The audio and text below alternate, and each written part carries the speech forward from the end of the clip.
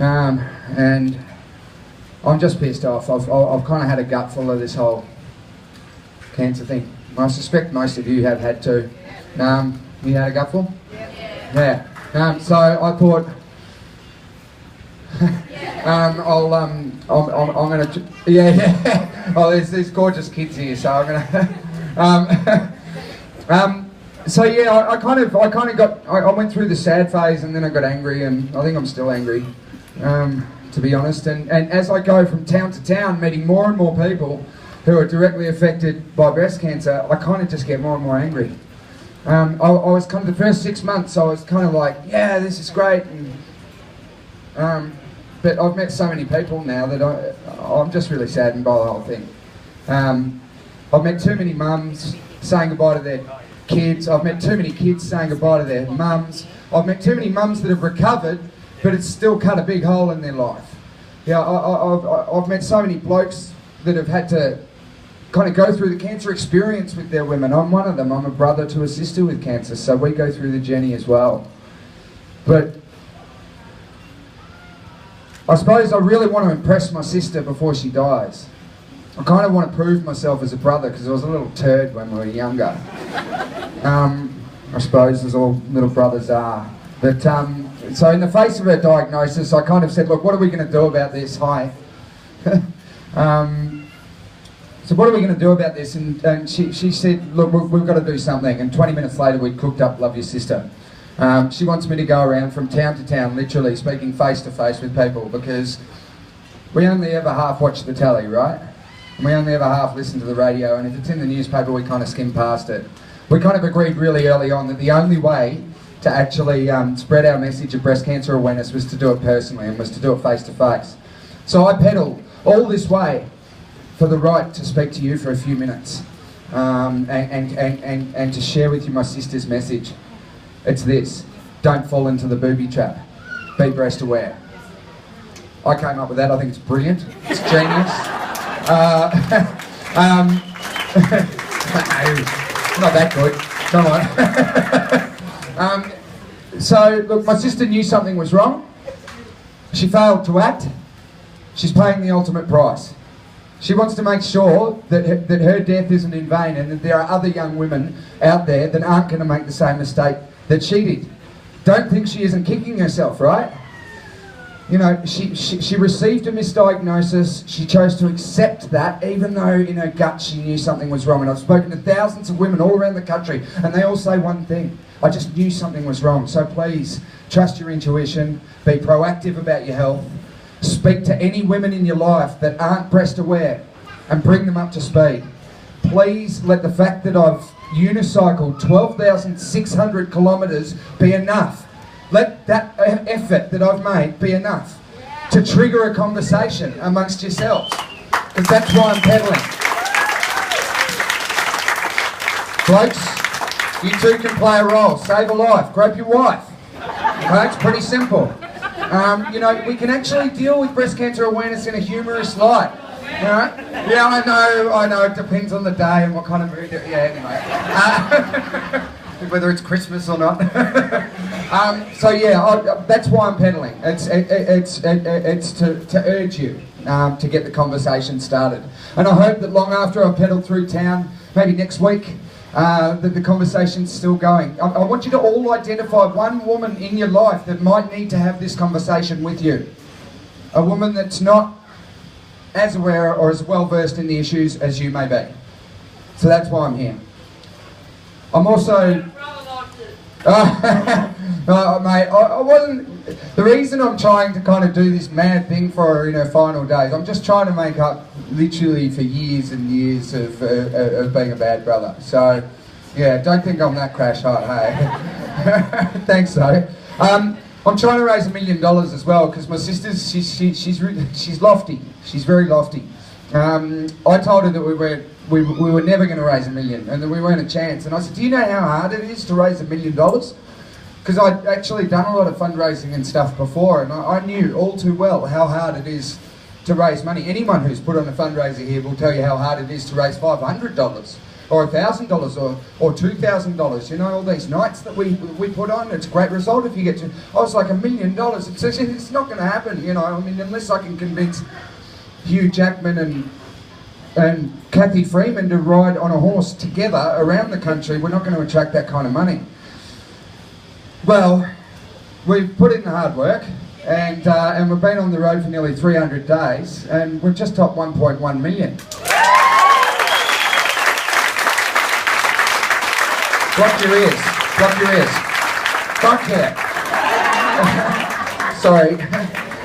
I thought being a role model would clean my tongue up, but I still swear really badly. Probably worse than when I started. Sorry about that. So yeah, we've raised, we've hit our target, but we still don't have a cure, and I've still got scores of communities to visit, and I'm still 80 days away from finishing this. So the work's not done yet. Thank you for all your donations. I'm about to finish, sorry. I just want to tell you that all donations, 100% of all donations go straight to the Garvin Research Foundation. Put your hand up if you've heard of them.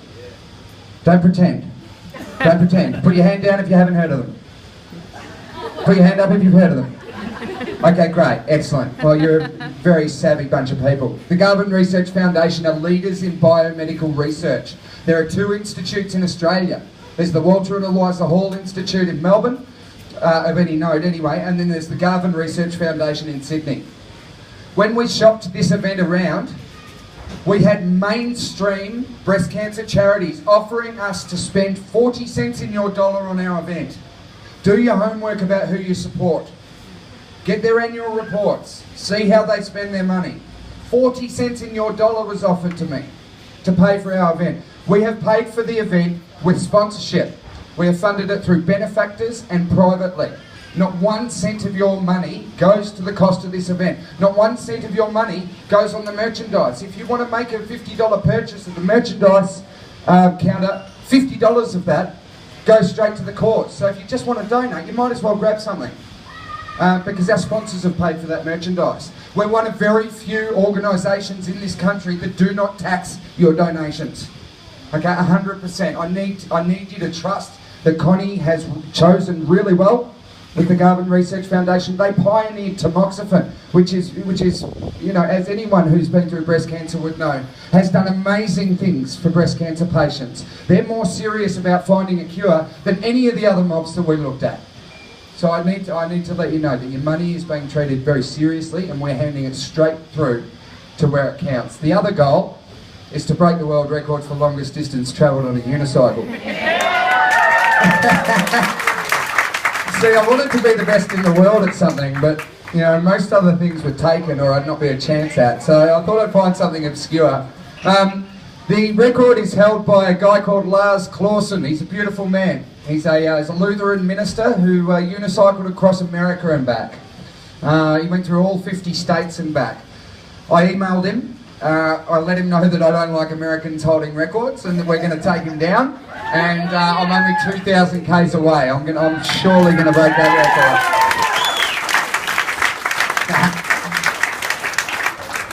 record. So, 12 months on the road, getting out and about on behalf of my sister. It started off as a thing for my sister. It's now something that I'm fighting really hard for anyone that's been affected, which is why I feel so much more fiercely about it now than I did when I started. I'm going to be around all afternoon. I urge you to come up and say hi.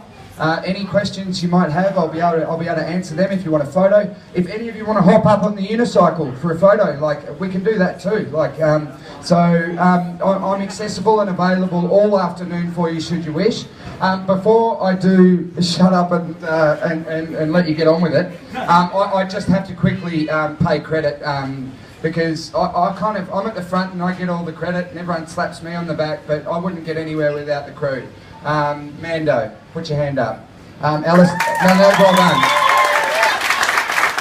I met Mando in Tennant Creek. I was unicycling through Tennant Creek and I met her in, Halls Creek. And literally met her at a fundraiser. 4 months later, she's organised fundraisers for us all the way from the Gold Coast down to Sydney. You know, what an effort from a local girl. Without that local support, I'm riding into towns with nothing. So thank you so much. To the Kincumber Hotel, to Alistair. Put your hand up, Alistair. over there. He's shooting for Channel 10. Alistair has been following me with a camera for 3 years. Unpaid. 3 years. I know, get a life, dude. Thank you, Al. Thank you for everything. You know, I mean, this is what people don't see. They don't see that there's this whole other army of people that are away from their families, that are away from their loved ones, that aren't getting paid, that are trying to service debts back home without a wage. And they're going through real hardship to do that. So thank you, Alistair. Stuart, where are you, mate? Yeah. Down here. Stuart, stand up, mate. Take a bow. Take a bow. Stuart's also one of the camera guys.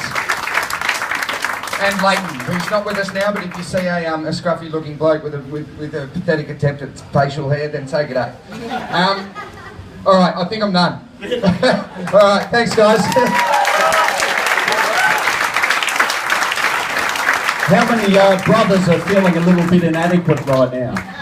I'm going to bring my sister to Savi for sure. Mate, you've had a whole lot of challenges along the way, spiders and all that. What's been the hardest challenge for you? Oh, gee, yeah, there has been plenty. Well, I've swum with crocs. I've eaten a live huntsman. I've sheared a sheep at a rodeo.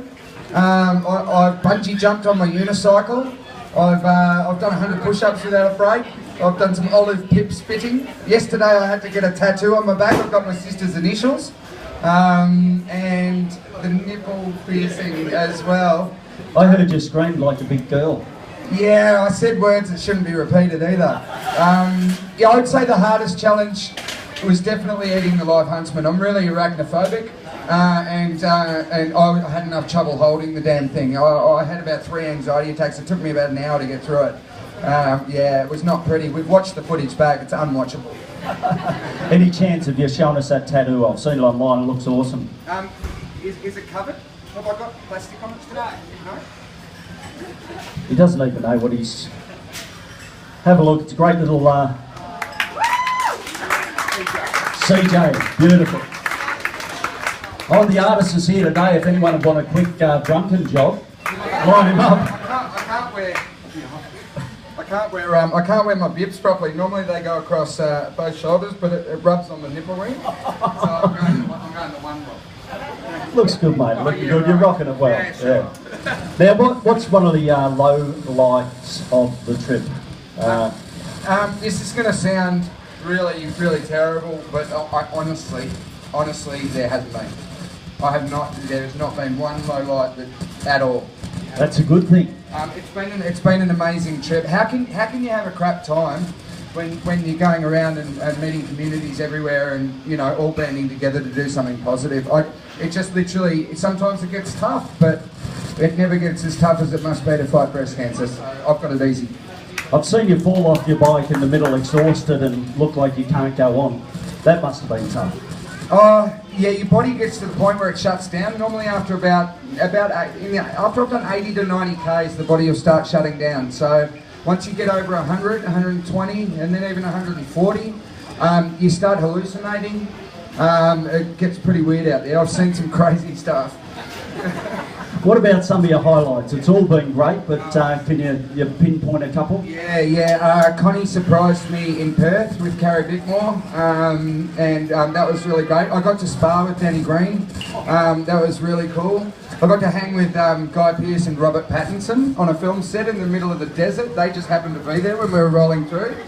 So we got the full treatment there. That was all really fun. But I'd say the highlight overall has been the hugs. You know, I've hugged so many people, and I don't know, I don't want to sound too much like a hippie or anything, but hugs are a really powerful thing, and I've managed to kind of hug some really special people that have been through some really, really hard times, and it's the cuddles for me. Have you got any more hugs left in you for this lot? Yeah, man. Can I run first? Can I be first?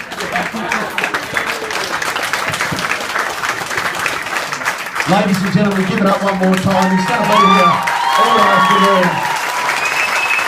Thank you for the inspiration. Thank you for what you're doing. Right now, we're in for another little treat, ladies and gentlemen. I've written this down because it's a bit of a hard one. It's we've got the Guliali Bunda Dreamtime Dancers dancing the Welcome to Country. Big round of applause, please.